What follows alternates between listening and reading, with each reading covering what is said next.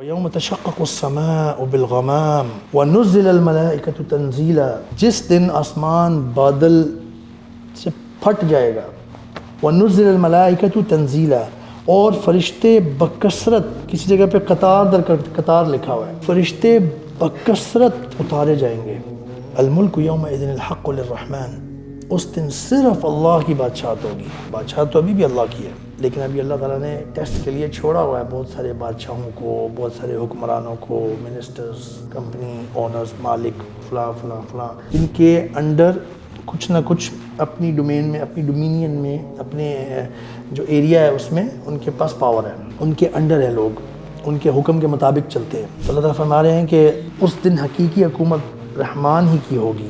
وَكَانَ يَوْمًا عَلَى الْكَافِرِينَ عَسِيرًا، اور وہ دن کافروں کے لیے بہت مشکل ہوگا، بہت سخت ہوگا. پھر بات آتی ہے وہ والی کمپنی والی، اب بات آنے والی ہے، غور سے سنیں. وَيَوْمَ يَعَضُّ الظَّالِمُ عَلَى يَدَيْهِ، اس دن ظالم، ظلم کا مطلب عربی میں ہوتا ہے ناانصافی، ناانصافی کرنے والا، ظالم، یا ان جنرل آپ کہہ سکتے ہیں جو ناکام ہو گیا ہے، ٹھیک ہے. يَعَضُّ الظَّالِمُ عَلَى يَدَيْهِ، وہ اپنے ہاتھ چبائے گا، ہاتھ چبا رہا ہوگا اپنا. ہاتھ بندہ کب چباتا ہے؟ جب وہ بالکل بہت برا پریشان ہے، اس کو کچھ سمجھ نہیں آ رہی. دنیا میں شاید وہ بہت بڑا پتہ نہیں کوئی پروفیسر تھا یا عاقل بالغ بنا پھرتا تھا.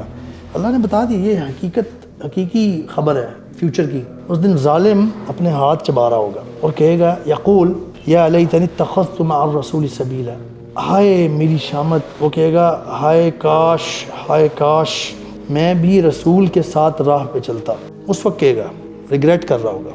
آگے کہے گا، اللہ تعالیٰ نے کوٹ کیا ایک طرح سے پوری منظر کشی کی ہے، کہے گا یا ویلتا لیتنی، یا ویلتا لیتنی، ہائے میری شامت، ہائے میری شامت، لیتنی کاش لم اتخذ فلانا خلیلا، کاش میں نے اس کو دوست نہ بنایا ہوتا، فلاں شخص کو دوست نہ بنایا ہوتا. ہائے میری شامت، کاش میں نے فلاں شخص کو دوست نہ بنایا ہوتا. پھر کہے گا لقد اضلنی عن الذکر بعد اذ جاءنی، یقیناً اسی نے تو نصیحت آ جانے کے بعد مجھے بہکا دیا، مجھے بھٹکا دیا. اس کو بلیم کر رہا ہوگا. اس کے بعد کہ ذکر یعنی نصیحت مجھ تک پہنچ گئی تھی. کئی دفعہ انسان شاید اپنے آپ کو اتنی گمراہی میں نہ ڈال رہا ہو، شاید تھوڑا کم ہی گمراہ ہو، نیکیاں بھی کر رہا ہو گمراہی، لیکن کئی ایسی بیڈ کمپنی میں لگ جاتا ہے. یو کین امیجن، ڈرگز، نشہ، لڑکیوں کے چکر اور پتہ نہیں کیا کیا، چاہے وہ ٹائم ضائع کرنے والی ہو، چاہے وہ فضول باتیں کرنے والی ہو، غلط باتیں کرنے والی ہو، چاہے وہ دیکھیں گیم کھیلنا یا کوئی سپورٹس کرنا از ناٹ بیڈ، لیکن حد سے زیادہ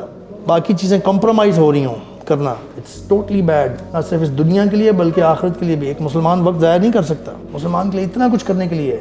مسلمان کمرہ امتحان میں بیٹھا ہوا ہے، مسلمان کو بتایا گیا ہے in examination hall you can not waste time.